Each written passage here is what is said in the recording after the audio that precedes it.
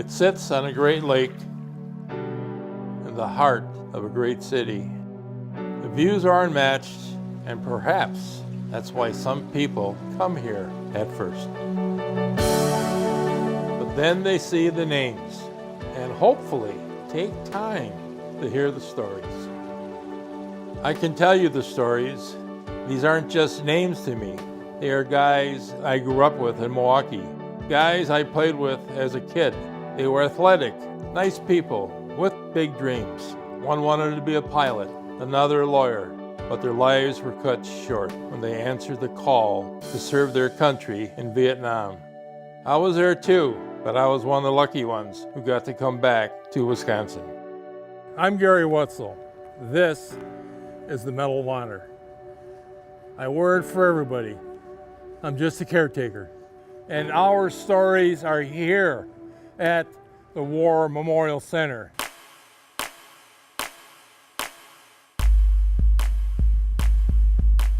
It's our nation's number one medal. I was trying to save a friend of mine and I got hurt. My fellow veterans and I come to the War Memorial Center to make sure our stories of service and sacrifice are not forgotten. We are living history. You know, some of the things that you do not learn in the textbooks, you need to talk to a veteran because we've lived it.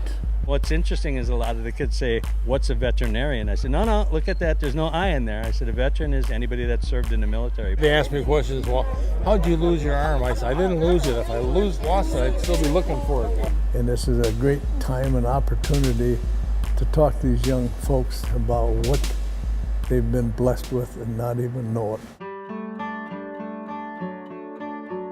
The memorials here are for people with the Purple Heart and also Gold Star families.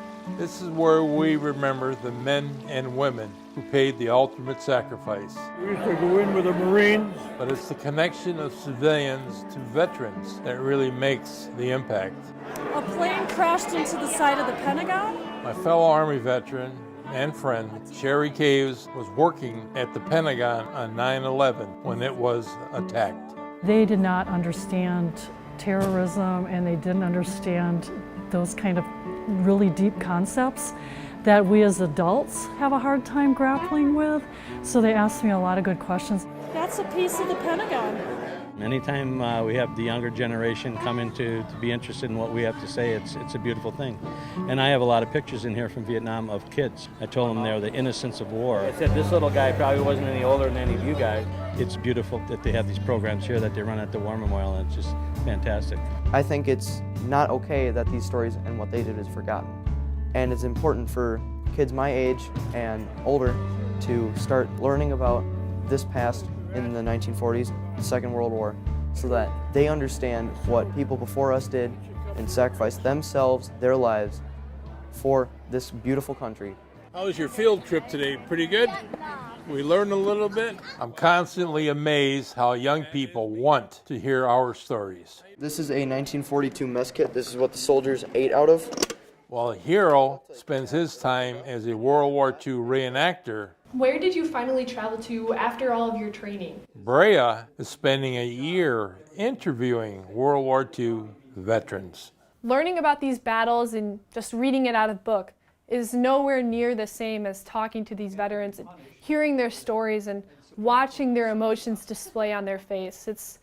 It's unbelievable experience, and it's definitely changed the way I view my life, I view the past, and how I'm going to view the future.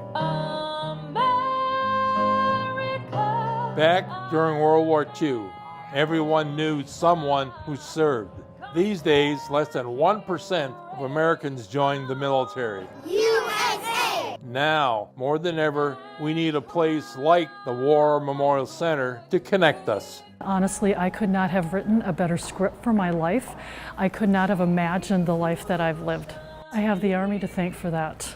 Many people will look at the United States and say, oh, it's the United States, it's where I live. But when I see the United States, I see this country that was developed by soldiers that went into battle, they fought for their rights, and they gave up their lives to give us this beautiful land. Get rid of ignorance, and that comes from education and places like this that teach kids and teach the public about what's happened and what's going on. You'll just repeat whatever mistakes you made in the past unless you've learned from them. If they just appreciate the freedom that they have and the pain and suffering that was absorbed by a lot of military to give that freedom to them. I liked how we got to go to all different stations and meet like all different kinds of veterans. Think about all the people who sacrificed their life to help us and give us freedom. As Wisconsinites, we have a proud history and that we have a proud service to our country. And I think everybody throughout Wisconsin needs to know about the War Memorial and come here. This jewel of Milwaukee is for all of us. Veterans and civilians, young and old, come here to celebrate.